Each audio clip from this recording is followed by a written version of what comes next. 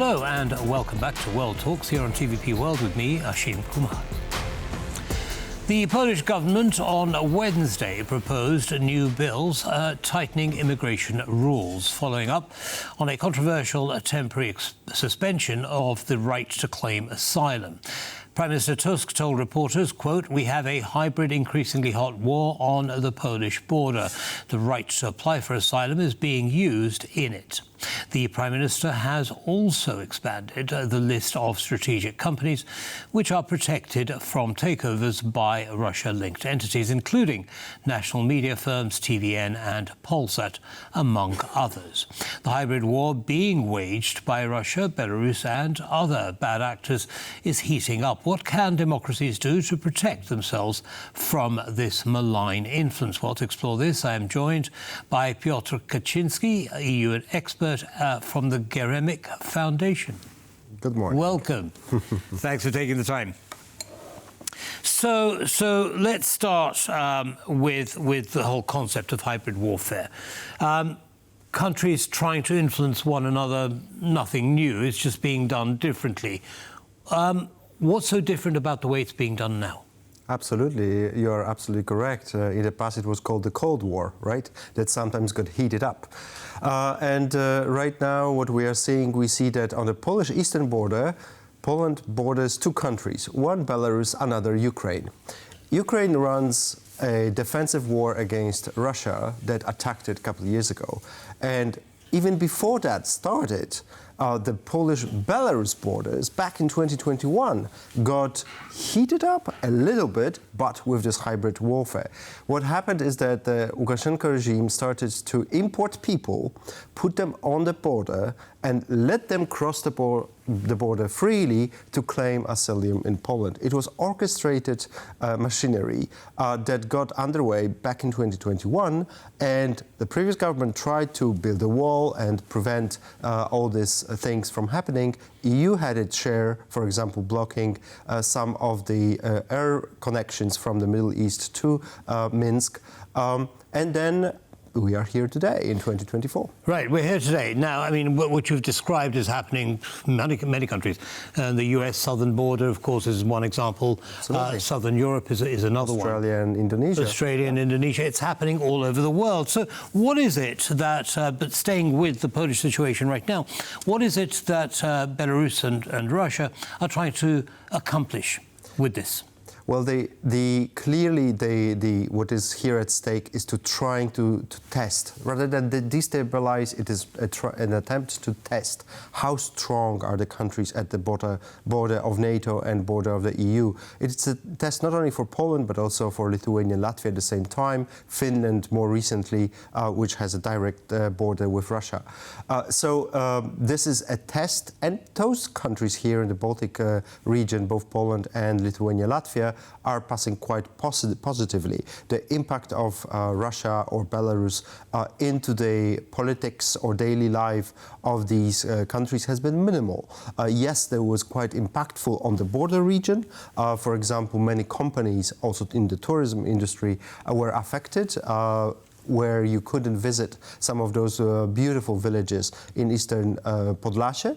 But apart from that, the country was rather, let's put it this way, quite immune to effects effects.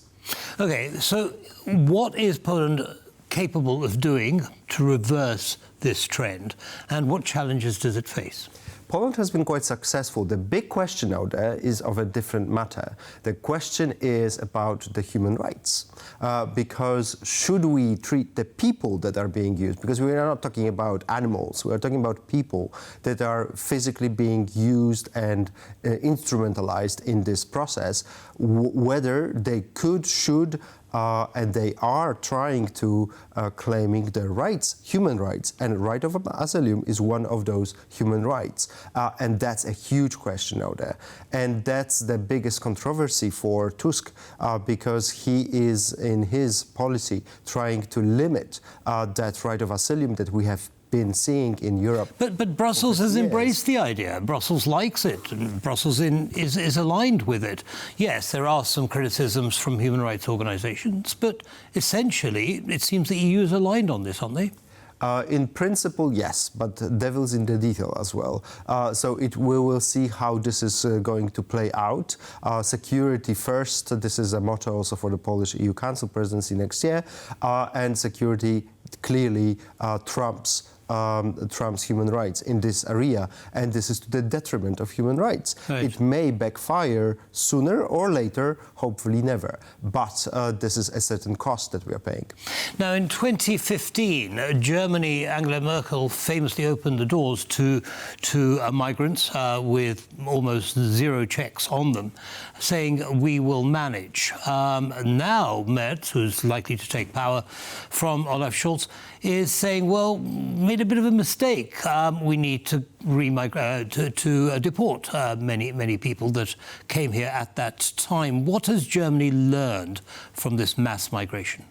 What Germany has learned from this mass migration is not only that Angela Merkel said we will welcome everyone unconditionally. That is the biggest question mark here, this unconditional element to it.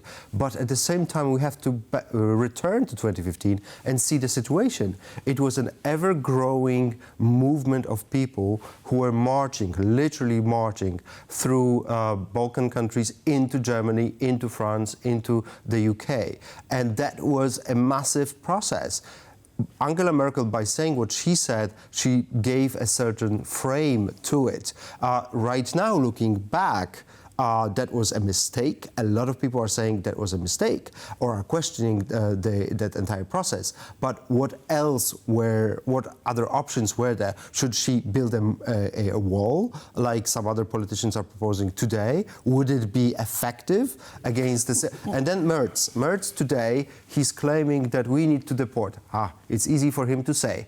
There's a regime change in Syria and there's a couple 100,000 people that can be quite, let's say, easily motivated to try to return home. Yes, but there are reasons behind his decision to want to deport, and they include the human rights of the population that is already there. So there is that tension there. But I'd like to move on to the TV stations, which have now been put on the restricted list. Talk us through the thinking behind that.